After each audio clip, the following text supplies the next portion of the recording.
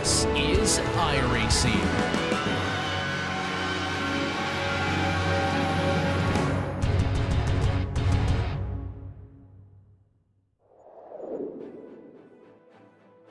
Championships heading towards halfway in the season, and so now you start to wonder, have I done the best with what I can at the first half, and am I going to need to start wandering towards that second half of the season? It was all about points and how they were taken away from pretty much everybody. Nobody had a perfect round last time out at Rudskogen, but it's now going to be a case of, on a day where points didn't work last week, who's going to step up again when the endurance round at this fabled circuit brings itself to play. Welcome to this brilliant Sebring International circuit, and we are in for some incredible racing at the International Raceway for this fourth round of 8 in the championship. My name's Jake Sperry here on the Global Sim Racing channel, joined as ever by Craig King here for today's coverage. Christian Deploy is in the director's chair, and he is using the cameras provided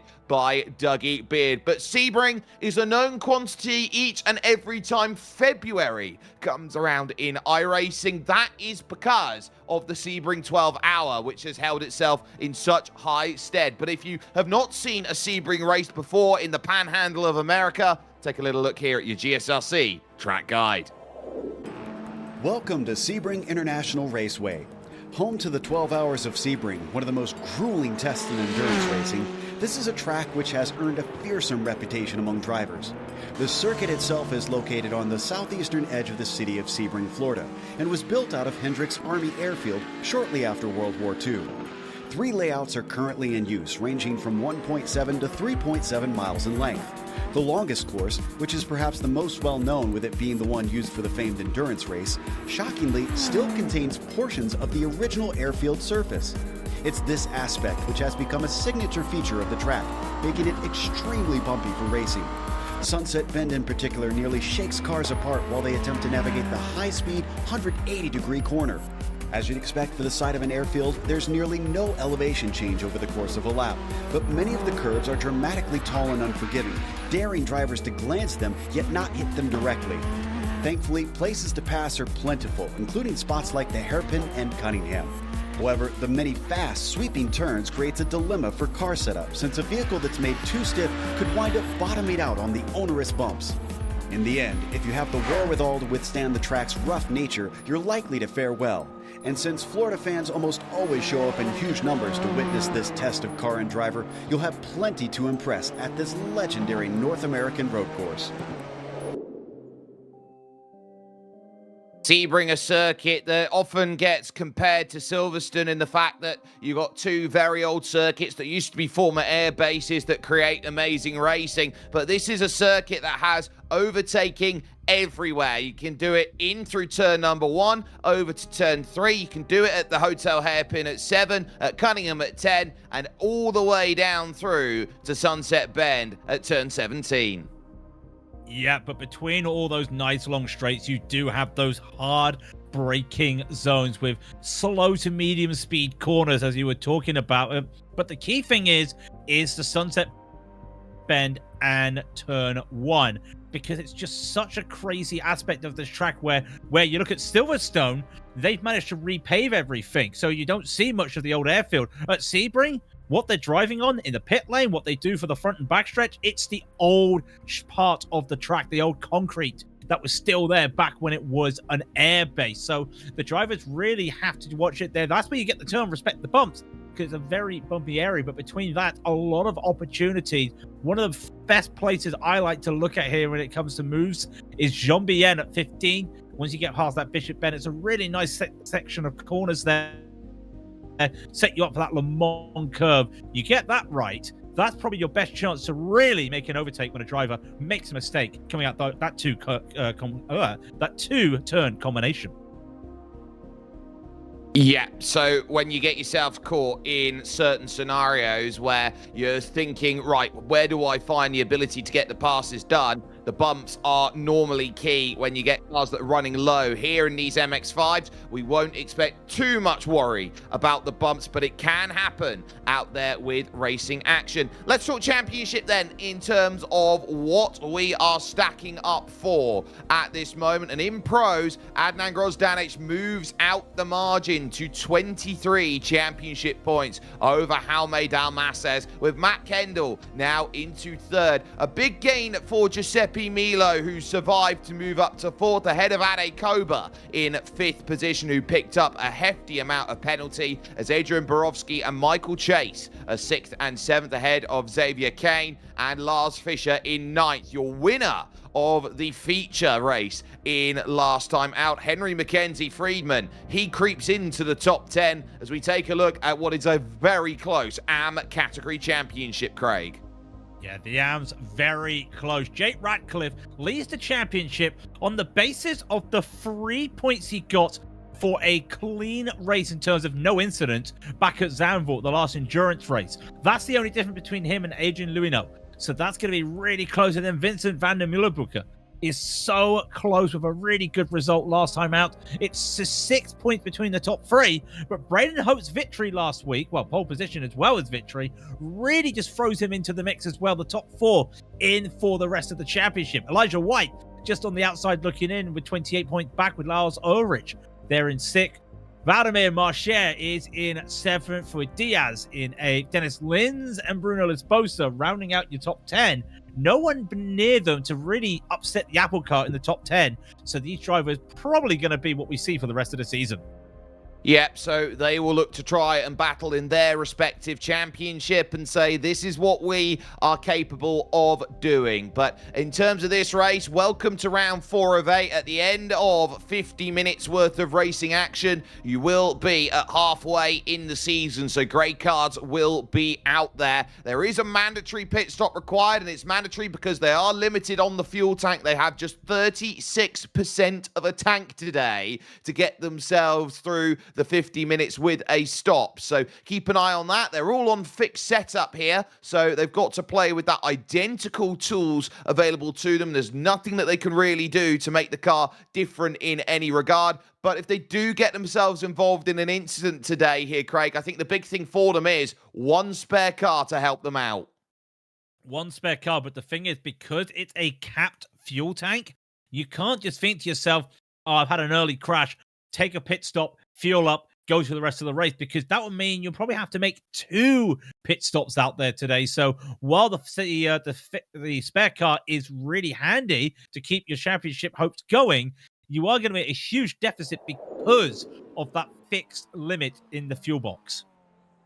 Qualifying then is currently underway. They will have about 10 minutes of qualifying available to them, 2 laps to go and get their lap time sorted, but it may be capped at 8 minutes today, depending on how the stewards feel as they work themselves around here and get their progress sorted. There is your championship leader in the number 14 machine, Adnan Grozdanic, working himself through Cunningham Corner and the run through Collier over to the tower bend, which of course was where the tower was, to make sure that all of the planes could fly safely out of Sebring here around this corner. And now onto the Flying Fortress Straight.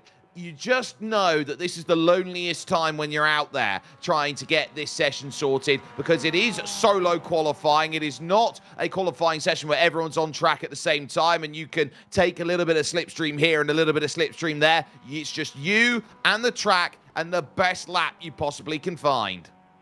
He comes out of Jean-Bien into the Le Mans curve and now on the Ullman Straight. And now you're thinking to yourself, this is his out lap, but when you come to a hot lap here for qualifying, you get here and it's very lonely out here because there's nothing to see.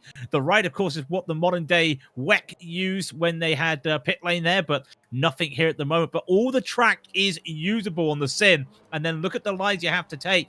Grozdanic is taking a little bit of a wider line here to get a real good run up here, but that can hurt you sometimes if you don't time the bumps right. And I know that sounds funny saying time the bumps right, but if you can just get that right line, it does help you with the steering angle. So he'll come across the line. He'll come into turn 1. This is a track made famous in the Mazdas due to the real-world Mazda series, and they have some fantastic moments through these corners just with their control, the fact that they're almost fanned out 3 wide, Jake. You even see just through there at turn 1 the amount of steering Grosdanic is having to have.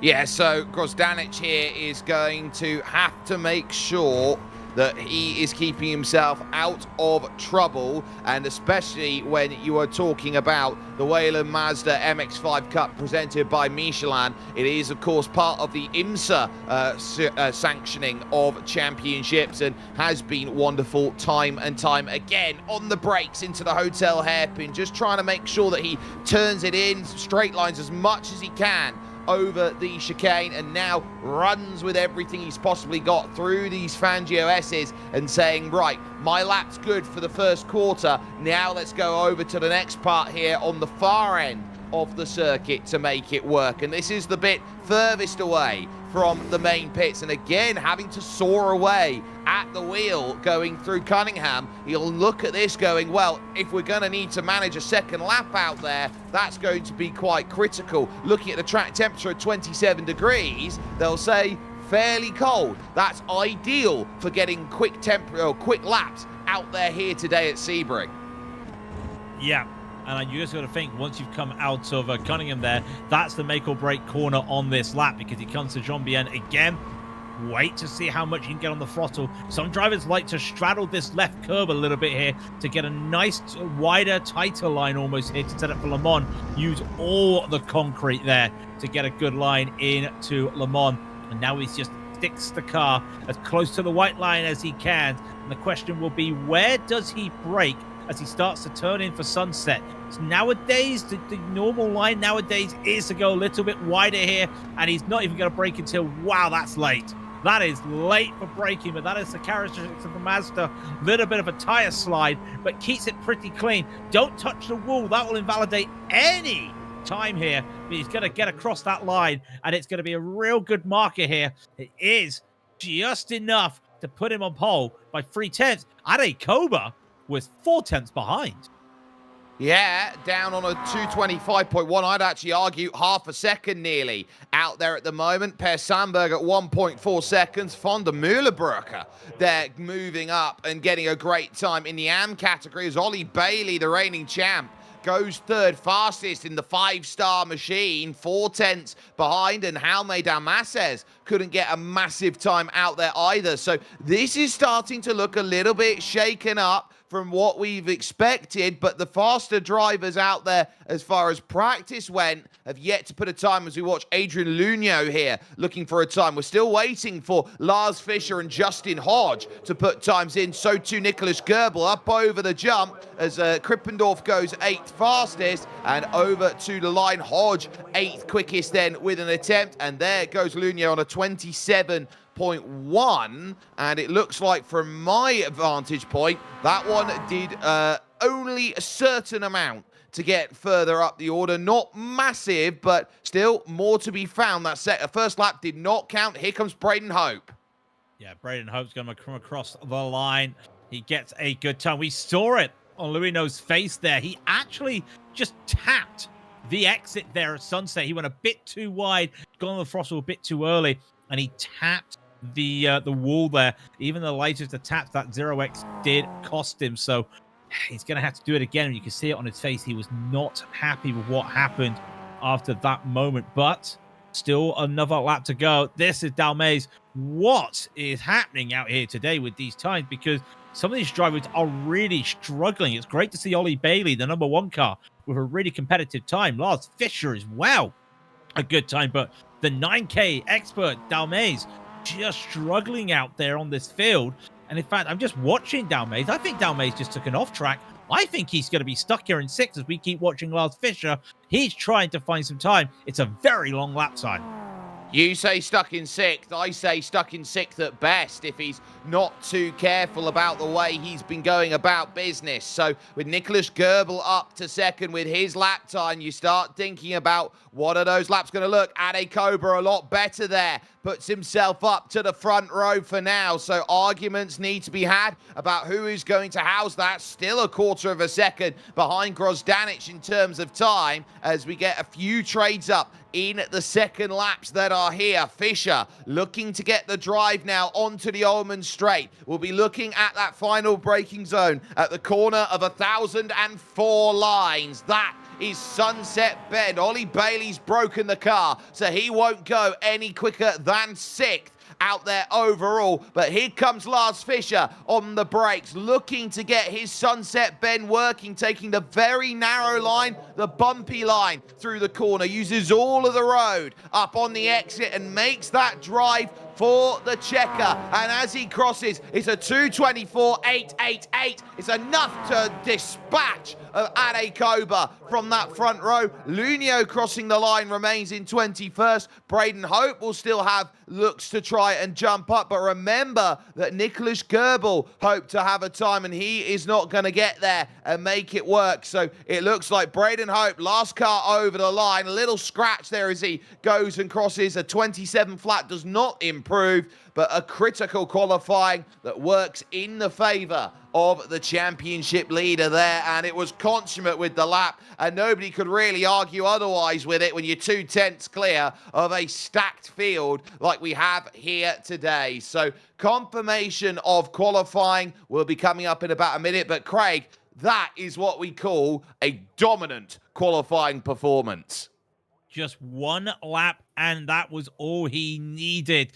And Grosdanic is going to take that pole position in 2/10. Remember, it was a little bit further ahead from before the second lap times. So that's going to be an interesting to see if he will use that to try and pull ahead of the rest of the field. Lars Fischer just getting ahead of Ade Koba by 0.08 of a second. The rest of the field, you look at it, the gap is less than a tenth for the rest of the top 10 between the drivers. And then you've got that one anomaly, 0.223, the gap between Grosdanic and Fischer. It's going to be different, though, when it comes to the rate, Jake. I think these drivers may want to find a buddy to start do fuel saving. Absolutely. Let's take a look at the qualifying results then and see where everybody is stacking up. So Adnan Grosdanic with his 2:24.665 is on pole position with Lars Fischer alongside for company. It will then follow with Ade Koba, El Capitan Fantastico, with Nicholas Goebel in fourth. Matt Kendall and Ollie Bailey will be going from fifth and sixth. It is then Halmedan Masses who's second in the championship, and Adrian Borowski with Giuseppe Milo in ninth and Justin Hodge rounding out the top 10. In 11th, Henry Mackenzie Friedman gets away from the rain and is in 11th with Ferris Krippendorf in 12th. Then Javier Kane will be the unlucky 13th with Per Sandberg in 14th. Michael Chase will be 15th and Vincent Muehlebrucker will be 16th. That's the leading AM car today. Felix Gavavio will be 17th. Elijah White will be 18th. Charles Wolfe will be 19th with Diego Correlanda in 20th. 26 cars here today, and it will be Adrian Lunio in 21st with Braden Hope and Jake Ratcliffe, the AM category leader, there in 23rd. Then it's Jorge Diaz and Victor Bernas, and Lars Orish having a couple of issues out there in qualifying, was unable to set a time in the 00 car, so we'll be looking to go from the very back of this field. We talk about a series like this and how critical in MX5's drafting is to making the race go the way that you want it. And so, Craig, I ask you this question, knowing how important the draft will be and looking at the qualifying times that were set, at what point in this field, knowing that the top 14 out there were within a second, at what point do you feel like this field is going to see the rubber band snap? You know, I wouldn't be surprised if it's actually probably the third lap or so, just to see what the drivers do, just work out the situation, because I think we're going to see some of the names that we're used to seeing at the front go for that fuel saving. We'll see the 5-star cars all going to just hopefully go for the same strategy, because I think the interesting thing as well, Jake, is the drivers learned what 36% of a fuel tank is last time, the last endurance rate at Zandvoort. Some of them did not get it right, and we were in the booth. We were talking about the teams will be working, the 5-star guys will be working together. You'll have Grosdanic working for some of the drivers. None of that happened. And I'm wondering now if we're going to see that happen, because another big factor here for fuel that I've just been looking at, this is a full formation lap. They're going to have to really try and find out how they're going to squeeze out the fuel, because 50 minutes around here is a long time, and you don't really want to take a second pit stop. So I wouldn't be surprised if we see some guys on half throttle for this formation lap. Well, you talk about that. Look at the gaps that are forming here on this formation lap. They're not closing down the gaps as much as they can. They're trying to extend out their margins as much as possible. And so even on a formation lap like this, there are games about this race that are being put in from right now until the end. So I would look about at this and go, yeah, they are trying to make sure that the limits and the numbers are going to start adding up, and it is going to be working. And I would also like to point out that Adnan Grosdanic, for just a moment, thought he wanted to be the pace car. Did he want to be a BMW? Oh, he did want to be a BMW, but he decided against it today.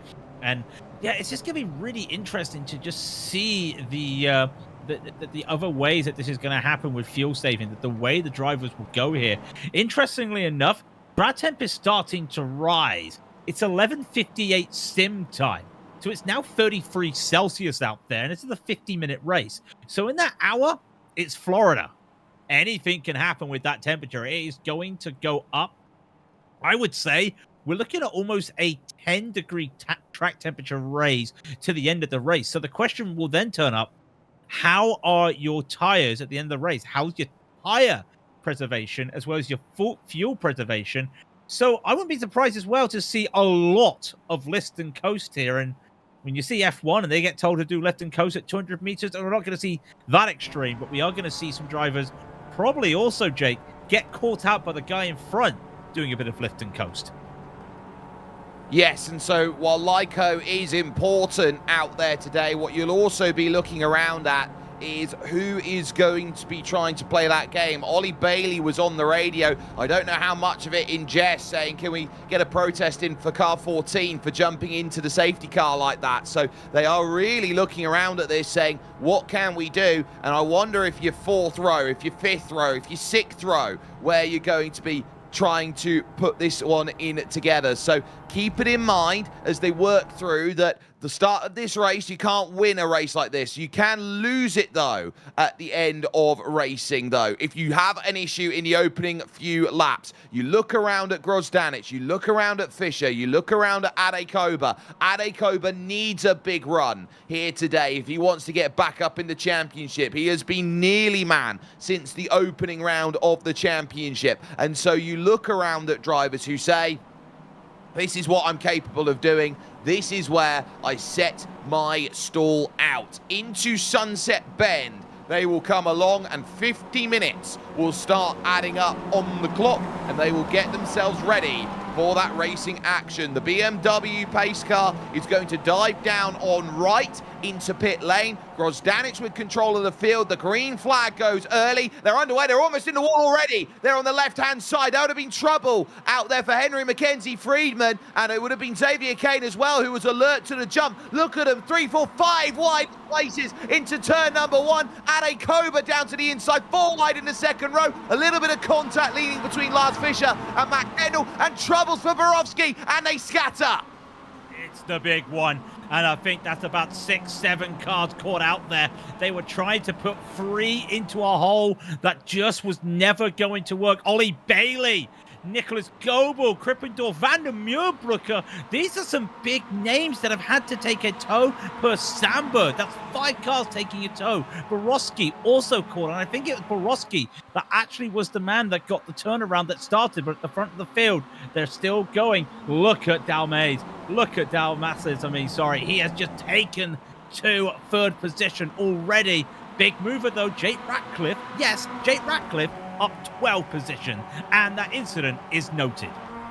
Well, when you say it's noted, It took, I would say, 3 messages in Sim to get that whole thing sorted. That's how many cars were in it. Here comes Lars Fischer back up the inside then of Jaume Dalmases, who made a wonderful start to this race. Ratcliffe up to 11th now at the moment. That's big for his AM points right now as they scrap over to Tower Turn, and then the pass back from Lars Fischer sorts it out, but they can't let them jump away. Grosdanic and Koba, your top 2. Dalmases then 4th, and so you're looking around at saying who's dropped way back the order. Nicholas Goebel was someone who was caught up in that then off of the start, and you really want to try and play this game. Sometimes you have to create your own luck, but because the green flag came early, everyone was alert to it except the drivers at the front.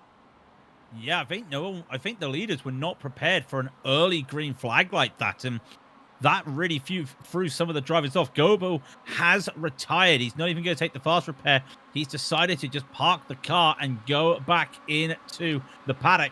Is there going to be a move here from Koba, or is he just trying to give a little bit of space? It is the latter, and you can see the amount of work they're having to do here, and he's almost just given itself up here, because around the outside, Fischer's going to try and do this, trying to get this. That's around the outside of Sunset to defend that P2. Lars Fischer's going to be able to do that for the moment.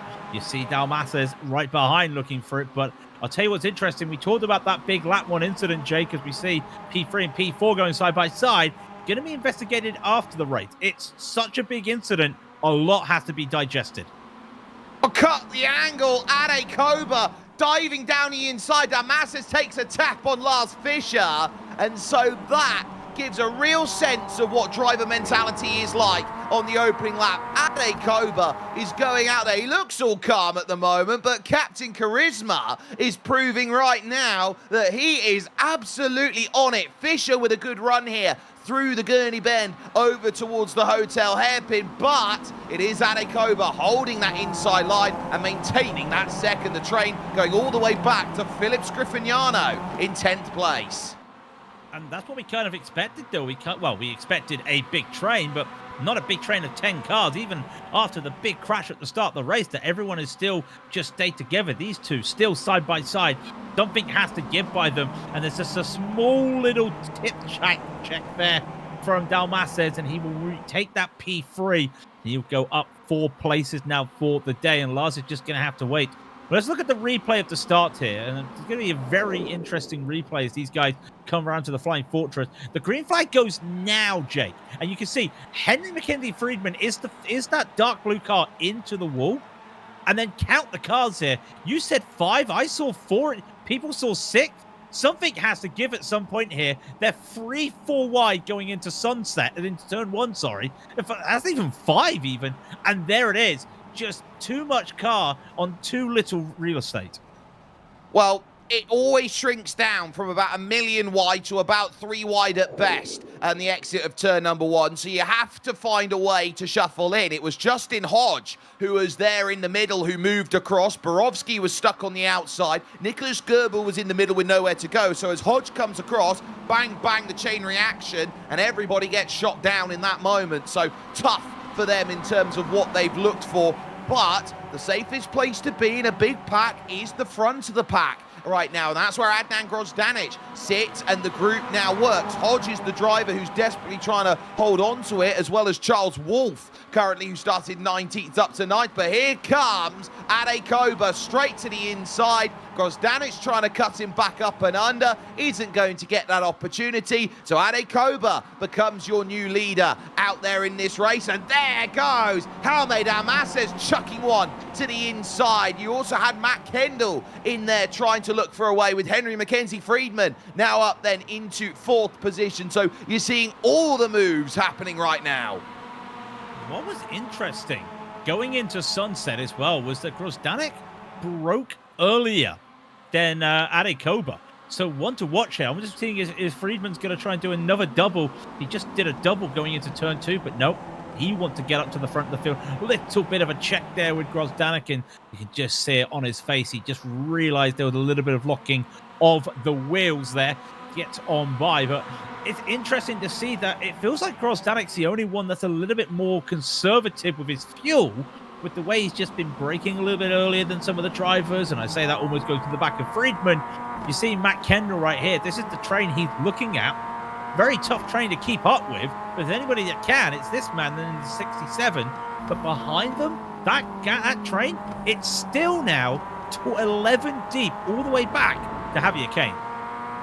Yeah, so the Aussie, who was in the middle of all of it on the opening lap, right off of the get-go, trying to get in. Hodge now looking for a pass on Giuseppe Milo for position, and Ratcliffe hasn't been able to hold the pace. He's actually lost out to Adrian Lunio, and there aren't many points playing per place that goes out there. So with Lunio through, it now puts Lunio into championship contention with Ratcliffe for the AMs out there, with Elijah White with them too. So that will keep them in mind there. You can see in the background as they go. But there's Henry Mackenzie Friedman, who won the second race at Rudskogen 1 week ago. He's looking to say, look, this isn't just because I got a reverse grid. I can mix it with the big boys too. And look at Adnan Grozdanic chucking one down the inside. He wasn't going to sit by idly and say, I'm going to get shoved back into fourth. Here comes Lars Fischer straight back, and Friedman finds out how tough Sunset Bend can be.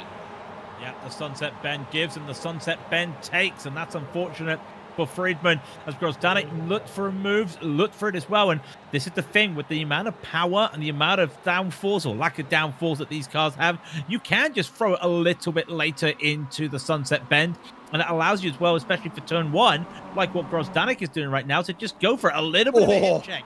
The slide as well, catches it and still got the overlap there on Dalmasted. Remember, they had a little bit of beef last week, all got sorted after the race, but they're losing time now to Ade Koba. I don't think that's a bad thing though, Jake, because Koba's got no one to work with right now. He'll be looking to try and save the fuel on his own, and meanwhile Grozdanic, he's just going to take this, and well, he was P4 about 5 corners ago. He's back up into P2.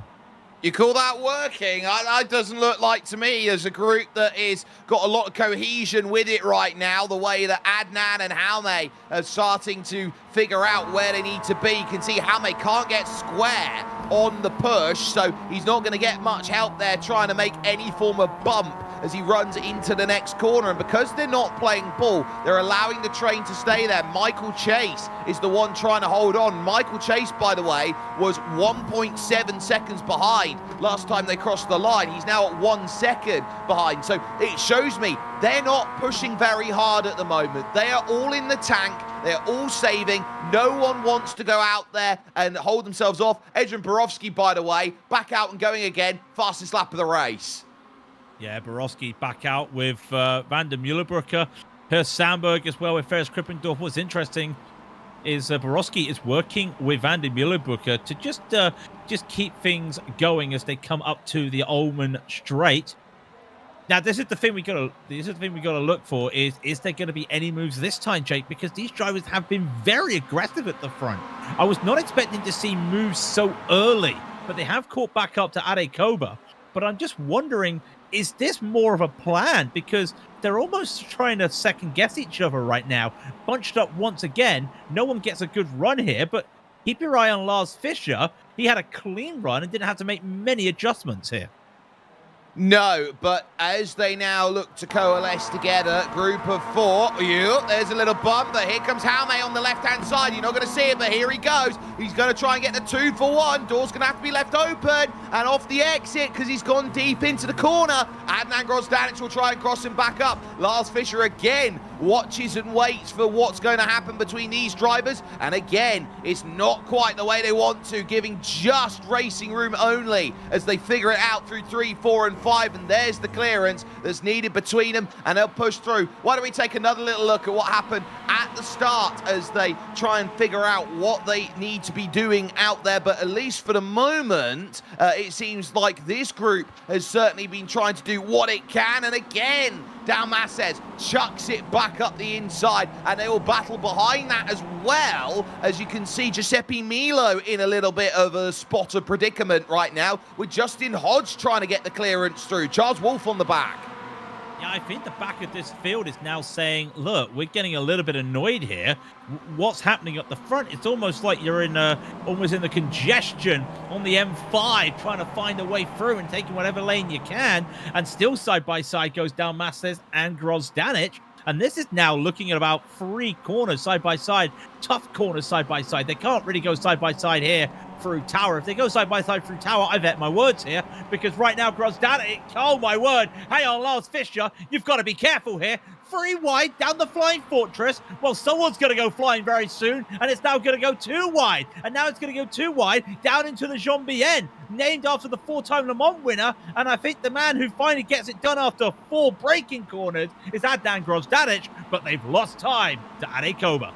And Justin Hodge runs wide, and so that's going to cost him the places. Giuseppe Milo coming out of Tower wasn't very happy. It's a slowdown penalty for Hodge, and he's trying to desperately clear it out there. Now watch the Serpentine as they work through. Ade Koba's trying to break this away. 1.5 is where the rubber band snapped. And finally, on lap 5, we start to see the games. You cannot play amongst each other if you let someone run off down the road. So that's where they're trying to battle through. And there's side-by-side as Elijah White and Jake Ratcliffe go at it. There's Ratcliffe in the MAV colour cards there in the orange and white. Elijah White running Rusty's colours out there because Kachow, he's got the place, but not for the moment. Here comes Ratcliffe back.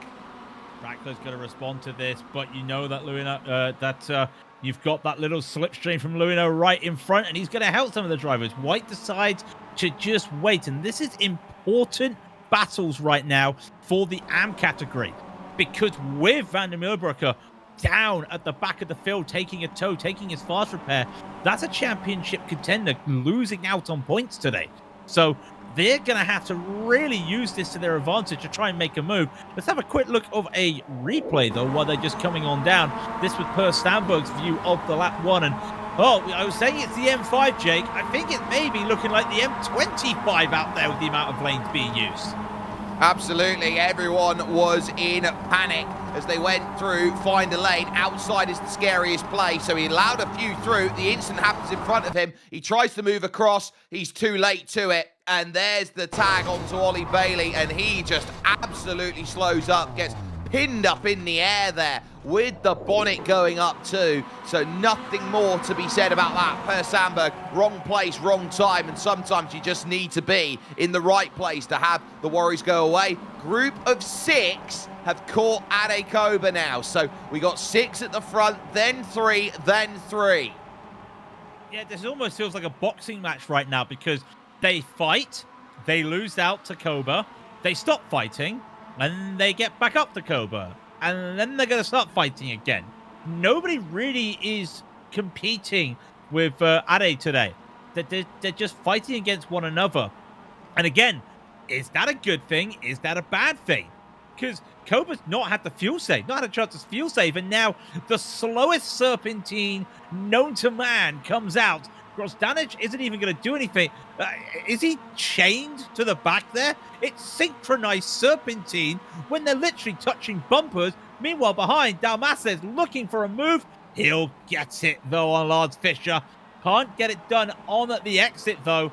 Fischer will hold on to that. That's an interesting one there. Grozdanic doesn't want to fight, Jake. He's happy where he is. I don't think anybody else is happy he's not fighting.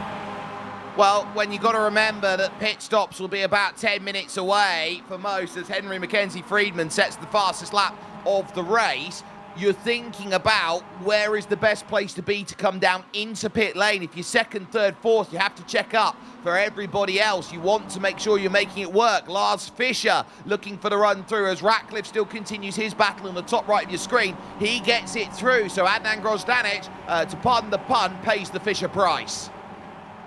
Yeah, I don't think he'd be driving a yellow car out there today like we're seeing on the top picture in pitch with Jake Ratcliffe, but he will be happy enough just to stay where he is.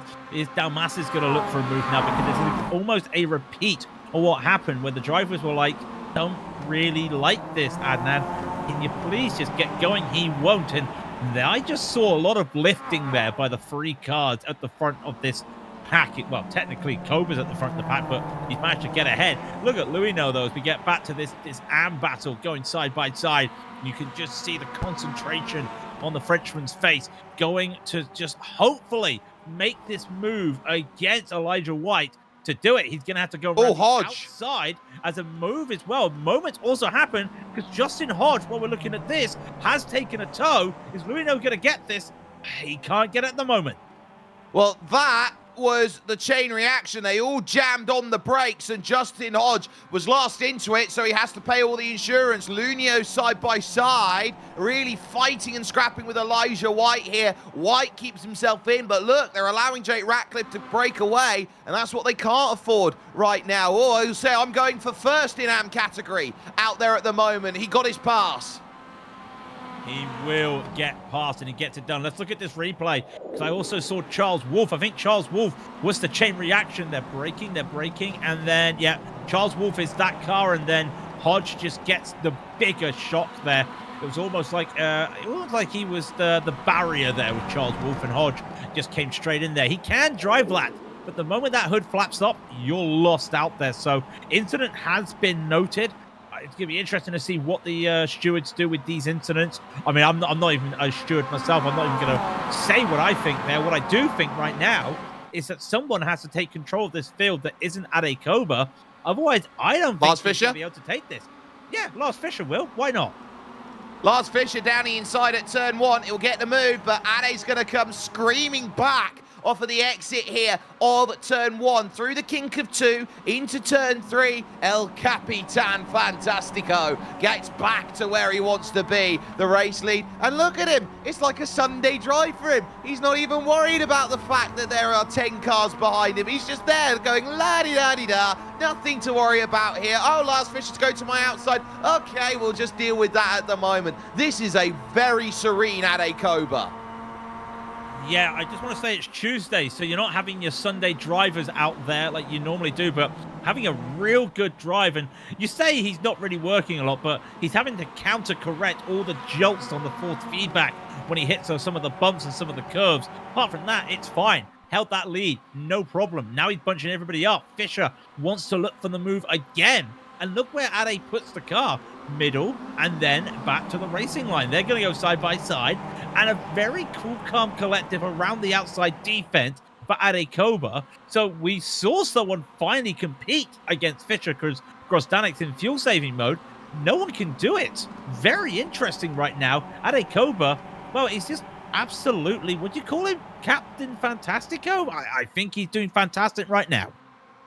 Yeah, you look around and see the group behind. They're all there. They're all happy to see it. Lunio has caught back up to Ratcliffe, so that will certainly help him in terms of his AM category battle out there. But I would wonder now here, Craig, if you're somewhere 6th, 7th, 8th in the lane right now in this main group, do you dare decide to pit first, as now over to the right-hand side, all the way to the line goes Ade Koba, and no one follows him?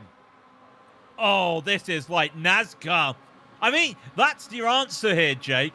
If you pit early, who's going to follow you? Because if nobody followed Koba to go around the outside as they split and fan side by side, and Dalmassid take back P3, but Grosdanic's going to respond to this right away. Oh, one in. Went with Koba. Our first man goes in, and the first man is Javier Kane. Now, that's what you were saying. This is early, though. He's going to have to do 30 minutes on that full tank of fuel. Well, that's got to be Kane, and that's got to be a big chance for him now to say, I can go and jump and get some good pace, because if they're going to start playing games at the front, I'll just burn 5 minutes of fuel and try and leapfrog everybody. It's a safe decision to come in, but also risky at the same time to try and make it happen. Everybody looks to jump up the line right now. Phillips Griffiniano trying to desperately hold on. So too is Michael Chase. The pair trying to do what they can. Fischer out of line and back into it again. Ade Koba's very happy to go defensive, and now here comes the look again. Over to the left-hand side. Can I get the chance to jump down on the brakes? They'll go 2 by 2 to the hotel hairpin as Grozdanic now and Jaime Dalmasses have their scrap all the way to Fangio. Yeah, well, it's not P1 and P2, but it is Dalmassis and Grozdanic still battling like they were earlier. And Dalmassis decides against it. And you can see some of this is a little bit of giving the space for safety. A lot of it is them just thinking, you've opened the door. And we saw this last week. The drivers, the moment the door is open, another one will take it in these Mazdas. If you just leave an inkling, you don't even need to have the door open. You can have the dog flap unlocked, and they would just go for it right now. So it's going to be very interesting to see if that stays at the end of the race. But Kane hitting that early, if these drivers are fuel saving, it's just a theory. He could just go hell-bent for leather and not even fuel save. And even if he went for a very quick splash and dash, it may help him because these guys are fighting very much. We'll keep an eye on those lap times. So I keep an eye on Xavier Kane for one reason and one reason only, and that is that he'll look to try and jump up the group. Even if he doesn't clear this group out there with this stop, he still gets himself right at the front where he can fuel save better in the second stint. So it's not the end of the world. Fisher to the outside. Grozdanic watches on. So too does Jaume Dalmases and Henry Mackenzie Friedman there in fifth. Matt Kendall, who's third in the championship, in sixth. And they're going to now have to start leaning on each other a little bit. In comes Ade Koba. That's not a shock to me because he's done so much work on the front. Yeah. Absolute a lot of work on that front, and I'm just wondering if that's the reason he had no one to work with. And I think that the telltale factor was the fact that Grozdanic didn't want to overtake him, was the fact that no car went with him when he split off there on the Ullman straight the previous lap. That is Ade Koba having to accept it. Also, in the AMS, Elijah White's coming to the pits as well. So he's going to be taking the first one of the AMS to take the pit stop. So when do these cars come in? And you look at the 5-star cars around, there's none of them there. So there's no one to help these 5-star drivers. Lars Fischer's going to have to worry. And I did wonder how wide he was taking that line. And I don't think that was a fishing line, I got to be honest, because he really had to reel in what Koba was doing. Well, now he'll look at Grozdanic and he'll have to do some work on the front. There is Xavier Kane, and there in front is Ade Koba. And if he's going to come out that close to Ade and he'll be up to speed, and Ade isn't, he's going to be right in the slipstream range, and that is exactly what he was trying to do. So very clever by him. 3:02 on his outlap as he's worked himself through. Ade Koba is in lap a 2:32 as he worked himself through. So Kane has done brilliantly there. At 1 second, he will now get some tow, and he will look to launch back up to the Simify Esports driver. But that front group will take that as note and realise, well, hang on a minute, what's that going to mean for us when we all pile in at the same time as they work themselves on the Flying Fortress straight through the Bishop's Bend here, this left-hander, over to Jean de Bienne, which is the next corner, turn 15, out there on circuit. They hit the brakes, and look at Adnan Grozdanic. You know, he's just as calm as Ade was right now. This is what I do. I could not be this calm. You put a heart rate on monitor on me, and I'd be screaming right now. So that's going to really be tough. Van der Mielbrugge, by the way, in the AMS has retired the car.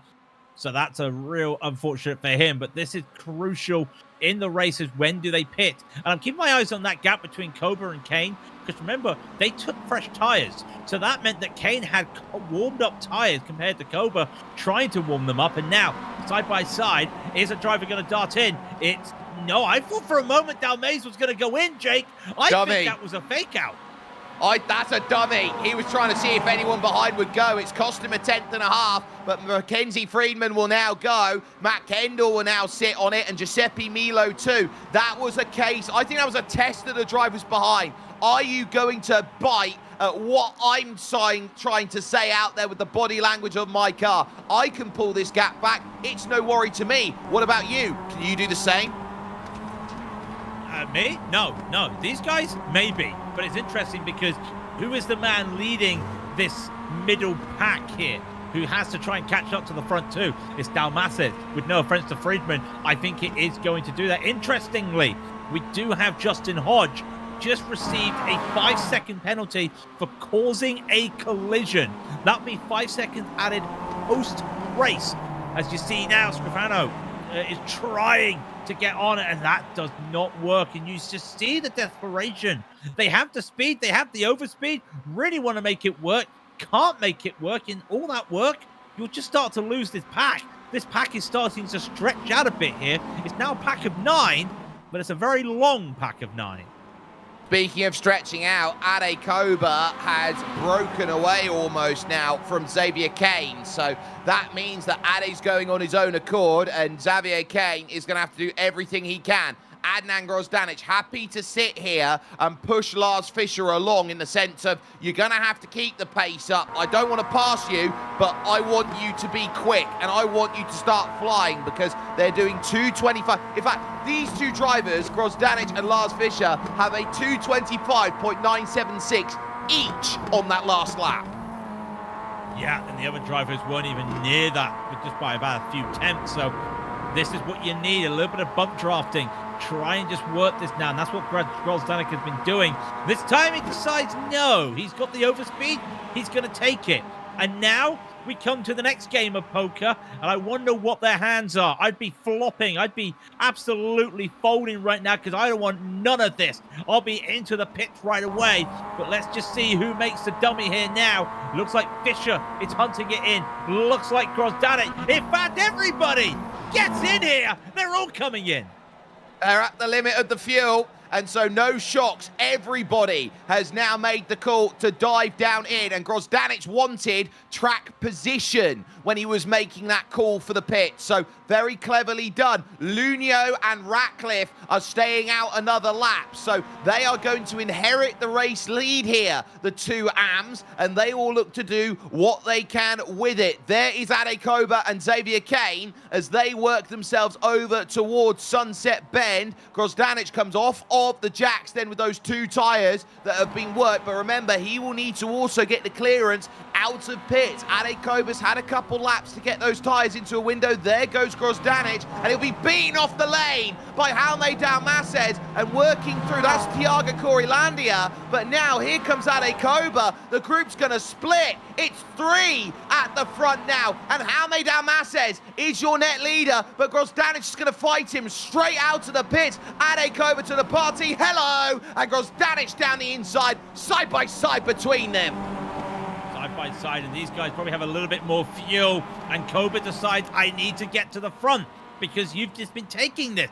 So this is really now interesting to see what they're going to do with this. I was looking as well. Dalmas is still pushing in the pit. Lars Fischer missed his box. He's all the way down in 12th now with what happened. Dalmas says, trying to go side by side with Koba, and he'll get that in. Rinse and repeat, my friends. It's Koba once again left out of this battle. He's going to have to fight it with less fuel compared to the others. Well, cardinal mistake from Lars Fischer, who is looking to try and do everything right. A missed box does everything wrong. And so now with Henry Mackenzie Friedman, Matt Kendall and co, they've really got to work. Fischer gets by Michael Chase, and now he's got to go running to the back of Giuseppe Milo if he wants anything to happen. It's a case of, do they want to start playing games out there in a race like this? The moment that they start looking at each other and saying, I don't want this lead, or I'm not going to push as hard, everyone else is going to chase. But the band has snapped. Henry Mackenzie Freeman's run wide through Tower, and so that will bring through Matt Kendall, and that group now is over 2 seconds behind. This is actually an important split as well, and you've got to feel some of the split has been happened because of the Lars Fischer. The Lars Fischer incident in the pit, like a small incident, but that moment in the pits kind of split this up. I don't think Kendall, Friedman, Kane are going to be able to really catch up to the back of this. They're 1.5 seconds behind Koba. I don't think with the amount that these drivers will be attacking as the last three come into the pits, that Ratcliffe, Luino, and Coriolano will be coming in shortly. I just wonder if this is now going to be it. If this is going to be a three-car fight. It will take a heroic effort for the rest of this field to catch up to the top three.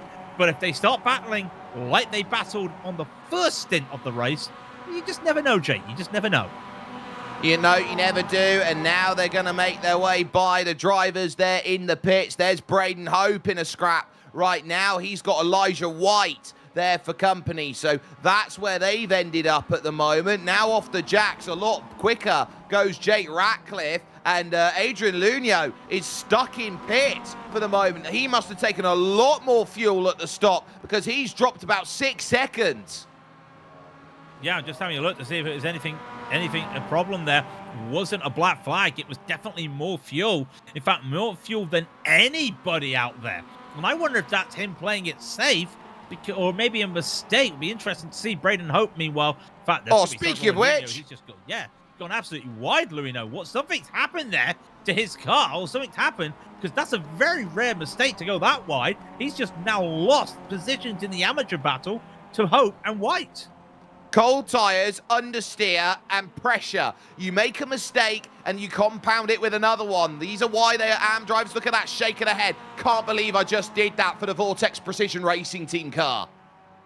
Yeah, I've been there. You just don't know it, and you think to yourself, you're in a system that you keep going. The moment you pit, you forget about that system, and you forget that you're on the cold tyres. You forget you need to be safer, and it costs you. And that's why when you're in a team race, you always tell your driver, cold tyres, take it easy. These guys aren't taking it easy, though. They're still battling. Koba's on the back of Dalmas's right here. I wonder if that's a good thing or not. Dalmas spent the least time in the pit lane compared to the other two drivers here. In fact, compared to the rest of the field, it looks like. So is he underfueled again? Because remember what happened last time? Some of these drivers did not make it the last endurance race we had. So we may see some more fuel saving here with 18 minutes to go. And dare I say it, we may even see a third pit stop by some drivers. They don't want to be in that position where pit stop number 2 is going to be there. They have done well. They've closed back to Adnan Grozdanic, but they're going to realise very quickly that the more they close, the more they will start to try and run away. It is purely Adnan's pace against Matt Kendall. Kendall's third in the championship, but Matt Kendall's got to third, not by being the quickest here, Craig. He's got to third in the championship by having a good finish every single race. He's not been the one to say, I've got pure pace, I can go win it. No, it's kind of like the old 90s F1, where the driver is just basically being consistent, and consistency is key in any championship. And well, you still tag. Round he goes. It was a tag. Jaume Dalmas's from nowhere finds that his race is gone in the blink of an eye. I think he's waiting for everyone to go by. He'll be in shell shock. It took only just a tiny touch at turn 3. I think he just took a little bit more speed into turn 3 over Grozdanic, and I think that's what cost him. Maybe he was already in a little bit of a slide when that happened, tried to get on the throttle. Be interesting to just have a look at the cockpit later on, but that's a big-time mistake. He's now 15 seconds behind Grozdanic, and with what happened last time out, I wonder if that could actually be the championship starting to fade away, even at the halfway stage here, Jake. Such a rare mistake. He's also struggling now. The tires are overheated. No damage, though. But I don't know where he's going to finish now. Well, he came into this 27 points down on Adnan out there. Ade Koba is down 50 in this championship. So you look around, Matt Kendall and Giuseppe Milo right now. You got Matt Kendall in 3rd, Giuseppe Milo's in 6th, and Ade Koba's in 2nd. So that's going to be huge. We'll get a chance to have a look at it here as now this becomes the fight for the podium. Here's the look. Ade Koba watches behind this. See, look, he's just gone into the corner aggressive, and because he's trying to fight the car already on turn, the moment he taps, the back just wants to see what the front's looking at. Yeah, and especially at that corner as well with the raised curbs, that's also just going to help just throw you off a little bit. That's a big-time mistake at this stage of the race by a driver you don't really expect to see a mistake, and that is so unfortunate. But this means the two calmest men on the field are now basically taking their time. And what's interesting, that incident has been noted. It was a contact. Contact will get noted. I don't think we'll see anything with that other than a racing incident, but if it is anything different, we will let you know. Meanwhile, the two calmest men on the track continue to just stay together, and it's role reversal. Koba is following Grozdanic now, and I wonder if that's what he wants, because he's had enough of being the lead man in this fight.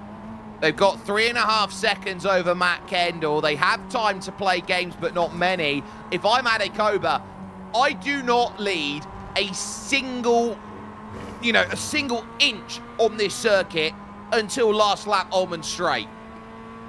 Gotta be. It's got to be. You're gonna have to just defend, even if it means having to push Koba right to the wall. on the Ullman Straight, you're going to have to do something just to say, do not get past me. I'm not Gandalf the Grey. You will pass, but I'm not going to make it easy for you. You're going to have to take it a little bit more careful. Work it out. Be thoughtful. Like these guys have to be thoughtful. Kendall, Friedman, Kane, Milo, Fisher. Actually, shout out to Fisher as well, Michael Chase as well. Fisher's done a good recovery after having that pit stop hiccup because he's now up to 7th and he actually has a chance to get a podium, which is very interesting after missing your pit box. He's going to have to leapfrog up the order, though, and he'll have Giuseppe Milo first, then Xavier Kane, who, remember, has that. Here comes the look from Fisher over at Tower, pivoting to the inside. It's a late apex at Tower, so while it looks like you can go down the inside, you can actually carry quite a bit of speed through there on the outside and hold the place. And then you got the teammates, of course, of Friedman and of Kendall, who will be there together trying to figure out what they want in the final stages of this race, whether it's going to be a case of we'll work together and get the 3-4, or whether we're going to suddenly turn away our alliances and do what they can. But you see a big wide line being taken over through the Le Mans corner and onto the Ullman Straight, which is effectively the back straight of this circuit. Now it's about, can you set yourself up? But I still think drivers are going to have to play patience between now and the end, as there is trading out there. Lunio through on Elijah White for placement now up to 14th. So keeping that gap to Ratcliffe down a bit. Braden Hope in the middle of them at the moment. Yeah, that's one to keep eyes on. Lars Fisher losing out a bit of time as well in this pack. So you've got 3 packs to look at now. You've got the lead 2. You've got this for the final spot of the podium. You've got that little pack brewing in the amateur battle as well. All crucial battles at this stage of the championship. And now you just see these 2 at the front of this pack. Kendall, Friedman, just working together here because they can almost just do like a Top Gear moment here, Jake. They can almost just go side by side and just block everybody from not having a chance to even look for the move. But everyone's just going to stay in single file. And I do wonder how long that's going to work because they don't have the pace as a 2-man duo. And that means that both of them working together, because everyone's with them, they can't break this rubber band that they've now created. They're just going to have to stick with it, and they're just going to have to keep using this rubber band until it wears out. But Craig, they're not going to be too upset with the fact that Xavier's going to have to save fuel behind them. So it is an ideal position. They've got a buffer gap to Giuseppe Milo. And it's a decent buffer gap as well. So that allows them to just play it more safe. And they're probably not thinking about this. The thing when you're in a race like this, you don't think that way. You don't look at who's around you. You look at who's in front of you. And if it's your teammate, you know what to expect. And you're probably in the same voice call together, working with each other. So they'll probably think when they get a chance to look at a straight, probably the Ullman Straight, the longest straight on the track, probably will then look to work out what's there. But until they get there, they don't know who's around them. They just know that right now there's a car following them behind, and there's cars working with each other at the front. That's all they need right now is a race vault car. The 83 of Kane is he's still looking for a way, but if he can't get it, right behind, there's some bump drafting with Milo and Fisher, and that's Milo went a bit too hot into Le Mans, and now a little rubber band starts to stretch out here. Well, Giuseppe Milo being too aggressive, Lars Fisher was over the top of him, but then realised, hang on a minute, I'm not going to get a drive off the exit. So it slowly becomes 3-3 as Kane sits on the back of Friedman and Kendall and works out that there's still a podium chance here to go and work with. Michael Chase with the fastest lap of the race in P8 will be looking to try and figure it out, but they have now made this a group of 2, 3, and 3 out there, as here comes a little search to the inside. Lars Fisher's been waiting for this chance on Giuseppe Milo to get the run at turn number 1. He goes lunging down the inside. It's going to work a treat, and that's going to put him up into P6 now, thinking that 5th isn't too far away with Kane, with Mackenzie Friedman, and then, of course, with Kendall. The group right now, as it sits, under 10 to go. Yeah, and I do wonder if they're starting to reel it in. Fisher's starting to reel them in right now, and this is the worry, because now they probably will realize that that could be a problem down the line. Adrian Luino still trying to get some positions, and again, important battles here for the AM category. Braden Hope right at the front of this three-car pack. Jake Ratcliffe, sorry, at the front. Luino there as well. This is a tough battle when you look. This is also a tough battle looking on. Drivers trying to go side by side. Kane's lost out to Milo. That could actually be helpful for Lars Fischer.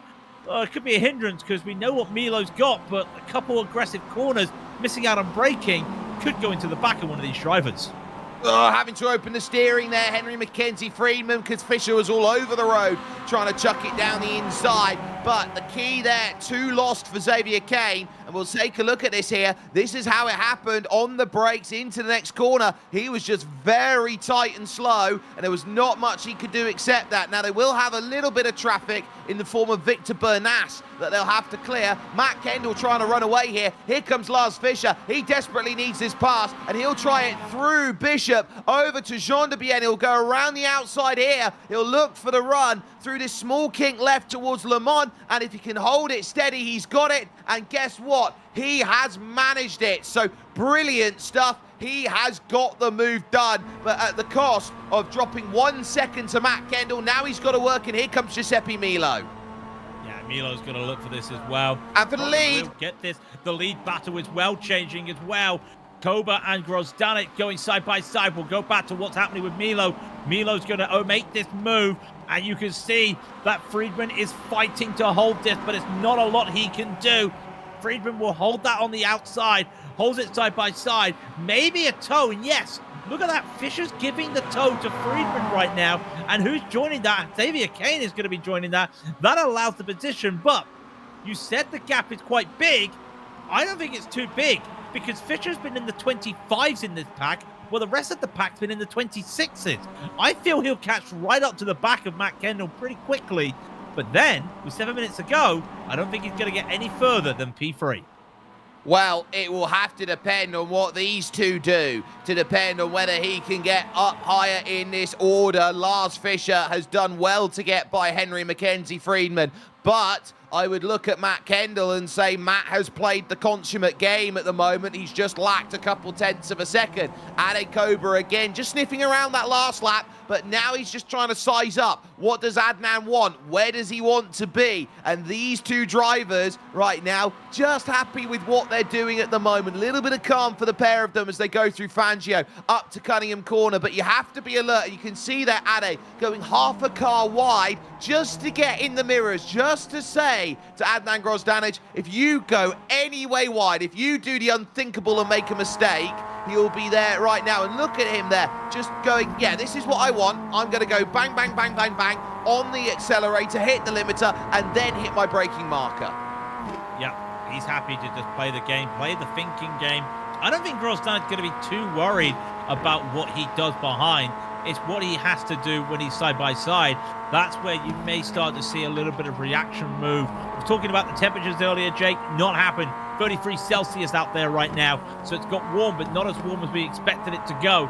So this is where it's going to be for the final 6 minutes. And that, I remember I was saying about Fischer on the back of Kendall. It's happened. Braden Hope as well. We're watching Luino in the top right corner.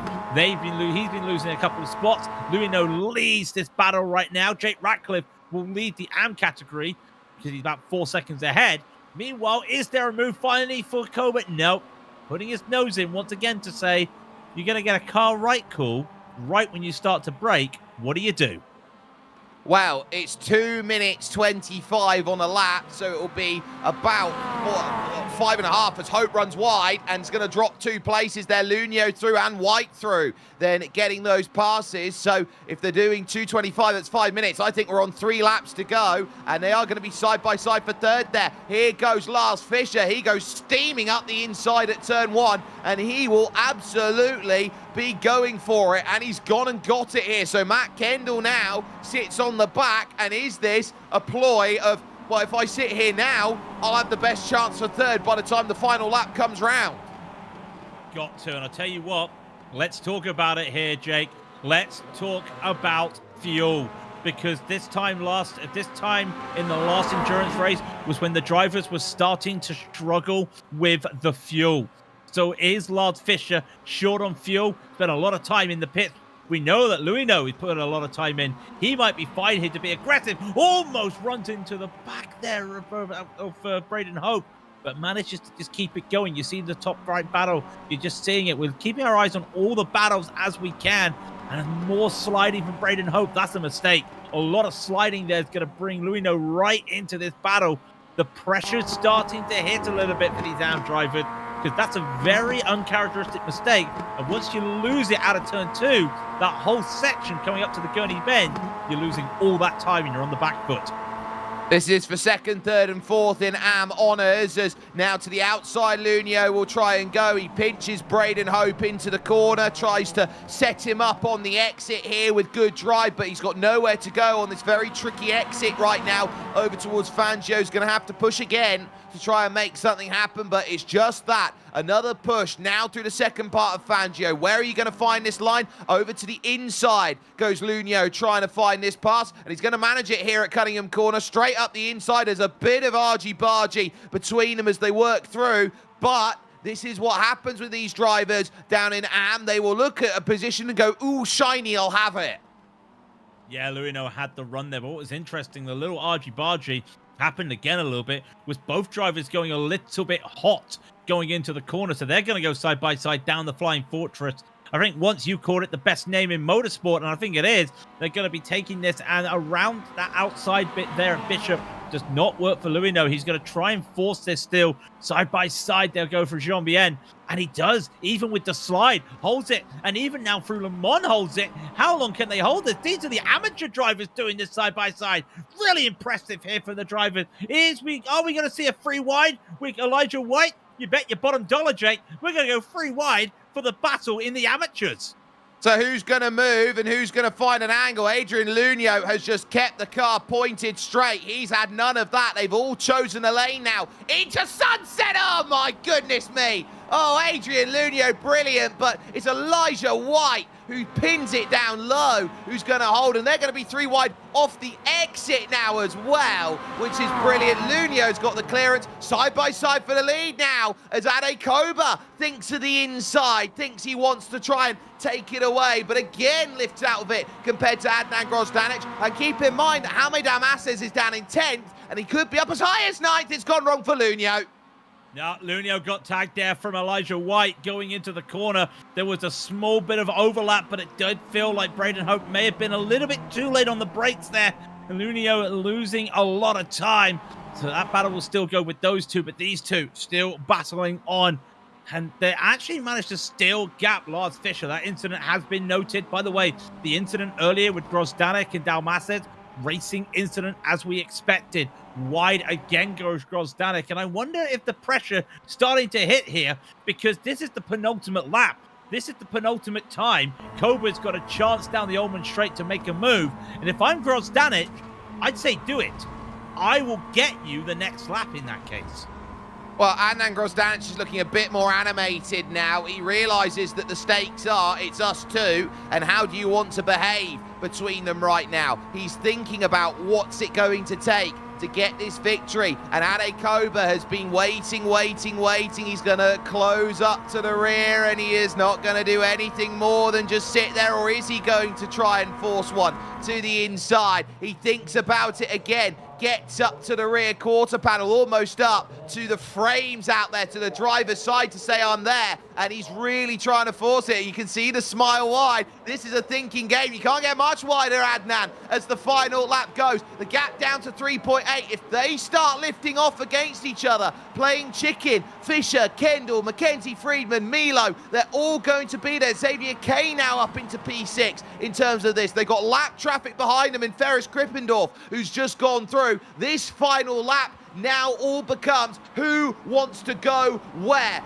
Ade Koba postures at turn 3 and thinks better of it, and now tries to figure, and Ade has not looked at anything. He has been calm as you like in terms of this race, but he knows that that serene look, there is going to be a hive of activity in his mind on when I'm going to go and make this move, depending on what Adnan Grozdanic tries to offer up here as they go. This is a place where he can go for it, but again, falls back into line, looks wistfully into the corner and says, I'm not going to get anything here. I'm too wise to go for it at the hotel hairpin, as Fisher and Kendall and Freeman and Kane and Milo and Chase all chase now as they try and figure out, can we get that gap down? Still at 3.7. They might have to fight amongst themselves for position. No looks again over to Cunningham corner at turn 9. Behind that, Fisher having to be a little bit wider out there in the mirrors, knowing that Matt Kendall's going to want to take third place away on the final lap. Working through the Collier, now over towards the tower, and who is going to start building their fortune here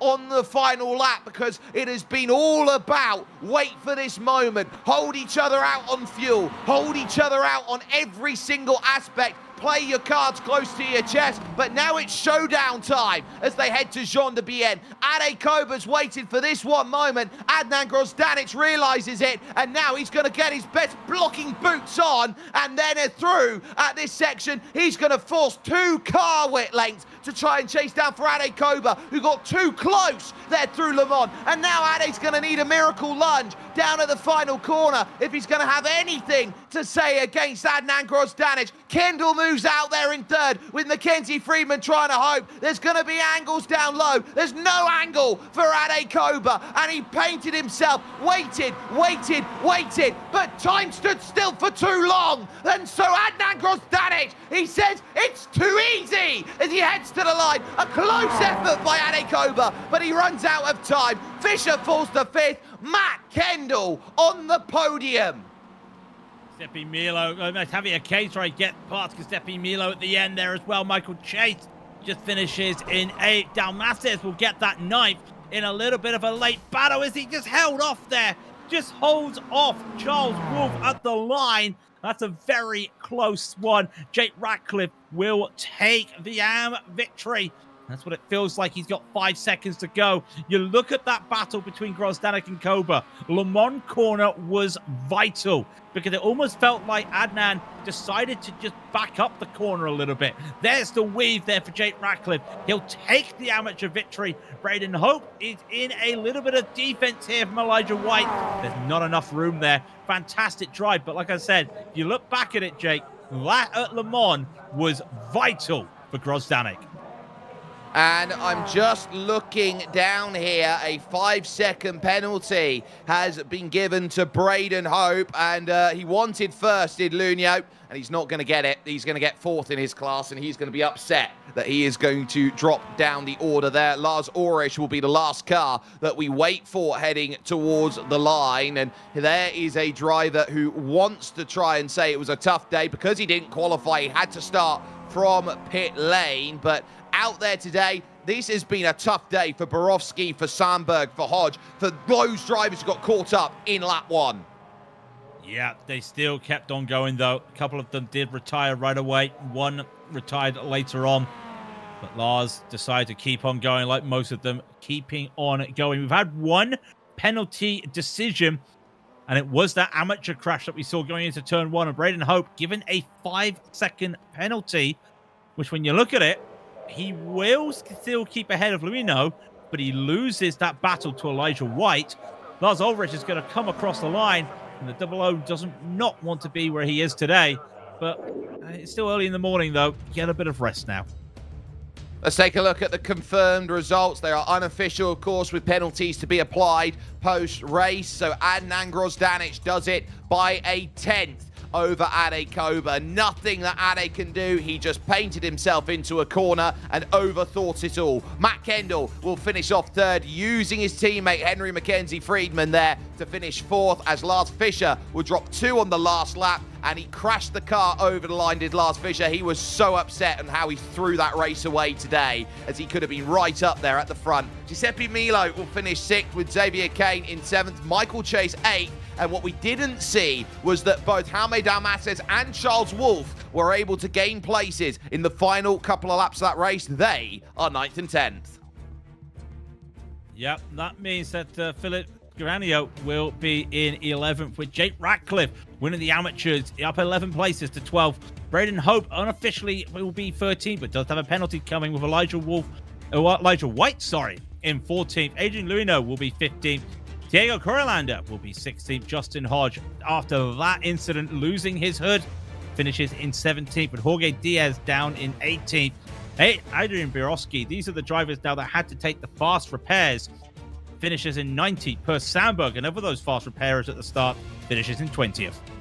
Lars Ulrich then is the last car on the leading lap. He finishes 21st with a lap down for Ferris Krippendorf and Victor Bernas out there. Vincent van der Meulenbroek is the one who finds himself down 12 laps, and out of the race, 2 5-star cars of Ollie Bailey and Nicholas Goebel. A big hit for both of them here in the endurance run around this circuit. We are going to get a chance to jump in with some of your drivers. Adnan Grozdanic stood by with Craig King. Yep, here with Grozdanic. And I got to say, Adnan, it looked like that was a race that you controlled, not just from the front, but from third, from fourth, even fifth at one stage. You look a pretty calm strategy by you today. A lot of fuel saving out there? Yeah, yes, a lot. I don't know what is a lot. I saved just enough to make a second stint without having to save fuel, because I wanted to battle in the second stint. I wanted to control things in the second stint. So in the first stint, I focused on preparing the second stint. That was my strategy. Well, I got to address one thing, because everyone was talking about it right away. The start. Now, I know that you weren't caught up in the massive incident at the start, but it almost looked like you got caught off by the green flag. Or was that on purpose to wait for the green flag? Because it looked like it just spread the whole field out, and that may have worked to your advantage. We have to wait for the green flag to start the race. I cannot. I'm not allowed to start the race before green.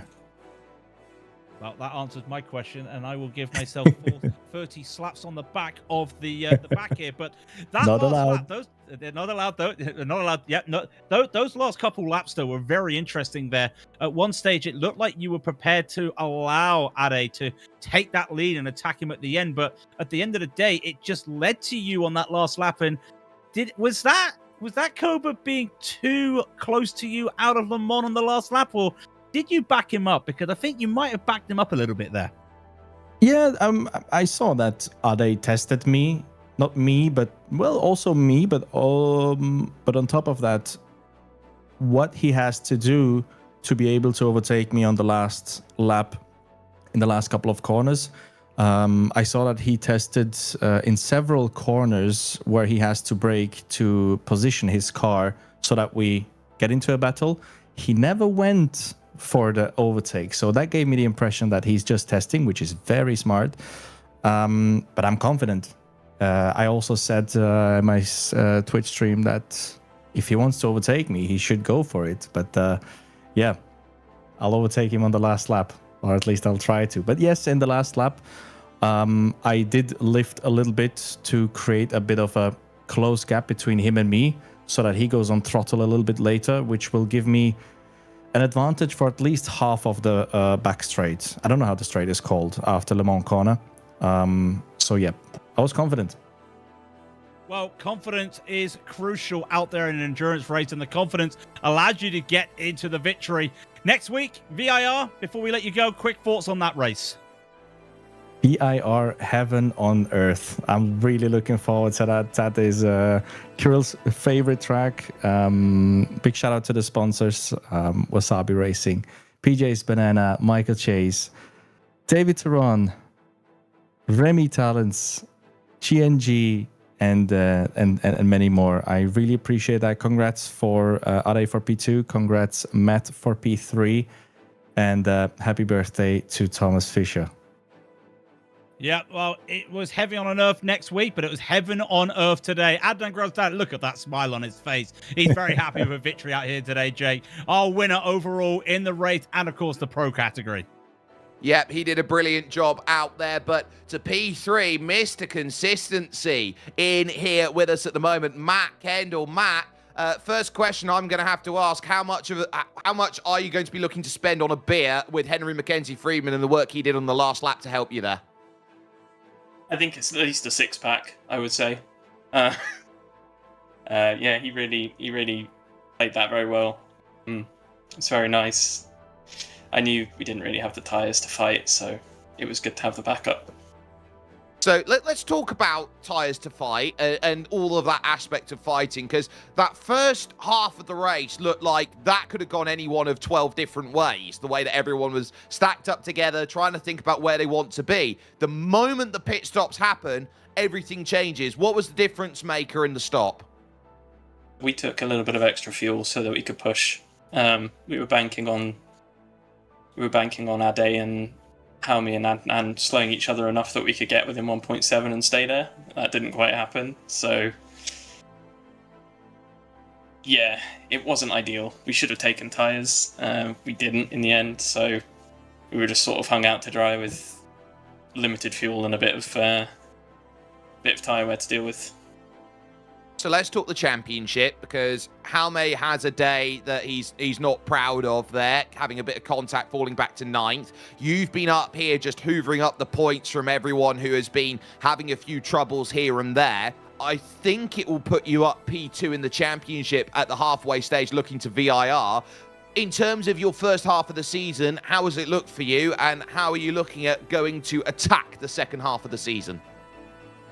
Well, I spent a lot of time karting growing up, and the first thing that was dinned into me when I was going for championships was score points.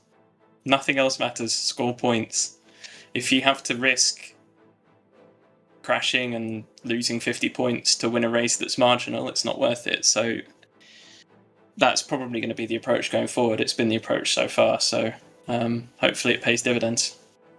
Well, if it isn't broke, don't fix it. Matt Kendall there joining us, having a wonderful showing here today with a third-place finish here at Sebring. Craig, that is about to bring the curtain down. But final thoughts as we bring things to an end here with MX5 United for the first half of the season. First half of the season has been what we expected. A lot of close fights, a lot of great battles, a little bit of argy-bargy.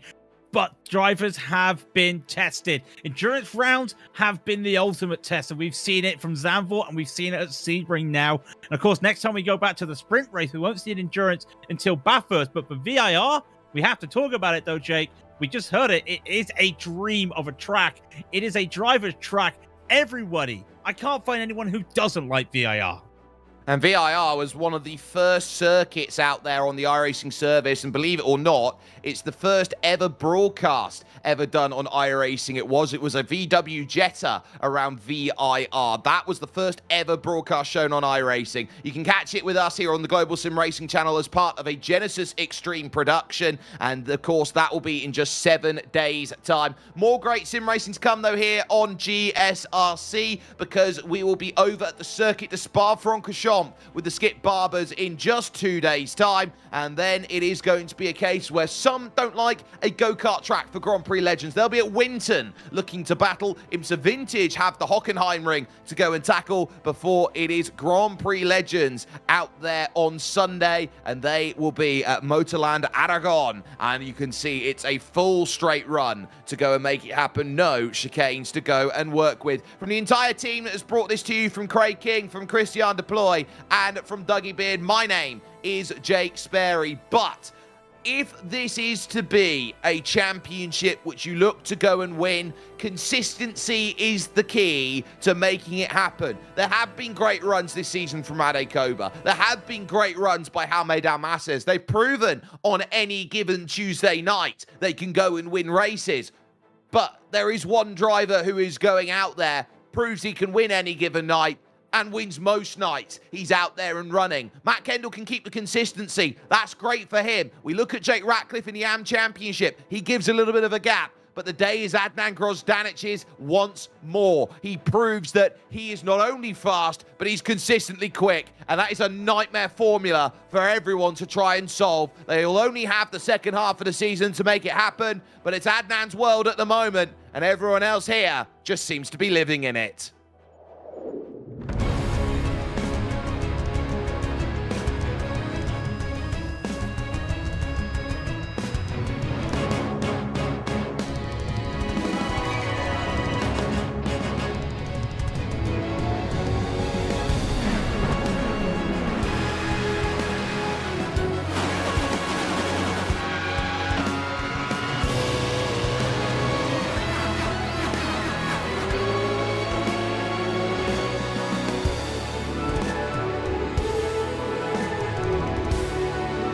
This is iRacing.